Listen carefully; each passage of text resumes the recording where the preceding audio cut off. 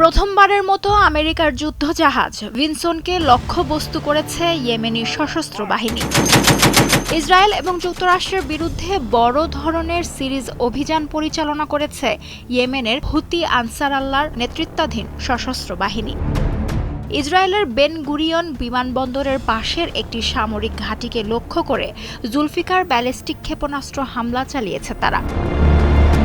পাশাপাশি আরব সাগরে দুটি মার্কিন বিমানবাহী রণতরীতে সমন্বিত হামলা চালানো হয়েছে। ইয়েমেনি সশস্ত্র বাহিনীর মুখপাত্র ব্রিগেডিয়ার জেনারেল ইয়াহিয়া সারি জানিয়েছেন, ফিলিস্তিনের গাজা উপত্যকা এবং ইয়েমেনের বিরুদ্ধে চলমান আগ্রাসনের জবাবের ধারাবাহিকতায় এসব হামলা চালানো হয়।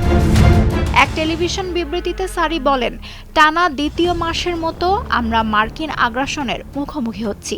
মুখপাত্র নিশ্চিত করেন, USS Harry S Truman, USS curl Vinson এবং এই দুই রণতরীর নৌবহরকে লক্ষ্য করে দুটি অভিযান চালানো হয়। এই অঞ্চলে মোতায়েনের পর এটি ছিল ইউএসএস কার্ল ভিনসনকে লক্ষ্য করে প্রথম হামলা। বিবৃতিতে বলা হয়, সম্প্রতি লোহিত সাগরে আসা মার্কিন বিমানবাহী রণতরীগুলো আগের 4টি রণতরীর মতো লক্ষ্য অর্জনে ব্যর্থ হয়েছে। এদিকে ইয়েমেনের আকাশ প্রতিরক্ষা বাহিনী জানিয়েছে, রাজধানী সানার আকাশে তারা আরও একটি মার্কিন MQ-9 রিপার ড্রোন ভূপাতিত করেছেন।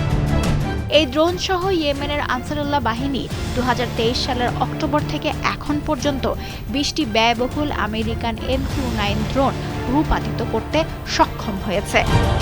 এটি ছিল গত 2 সপ্তাহে ভূপাতিত করা চতুর্থ ড্রোন।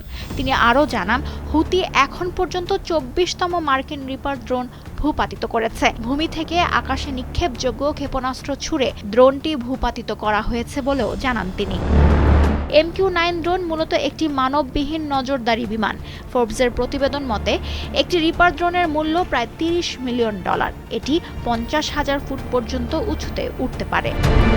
এদিকে অব্যাহত মার্কিন হামলার মুখেও ফিলিস্তিনিদের প্রতি সমর্থন অব্যাহত রেখেছে ইয়েমেন। শুক্রবার রাজধানী সানার রাজপথে নামেন দেশটির হাজারো মানুষ। গাজায় চলমান আগ্রাসনের প্রতিবাদ জানান তারা। বিশ্লেষকরা বলছেন, বর্তমানের এই সংঘাত আর শুধু গাজার গণ্ডিতে সীমাবদ্ধ নেই। এটি ছড়িয়ে পড়েছে আরব উপদ্বীপ, লোহিত সাগর এবং পারস্য উপসাগর পর্যন্ত। লুৎফা ফৌজিয়া, দীপ্ত, বার্তাকক্ষ। ওয়ালটন মাইক্রোওয়েভ ওভেনের খাবার গরম রাখে দীর্ঘ সময় ধরে। Walton microwave oven.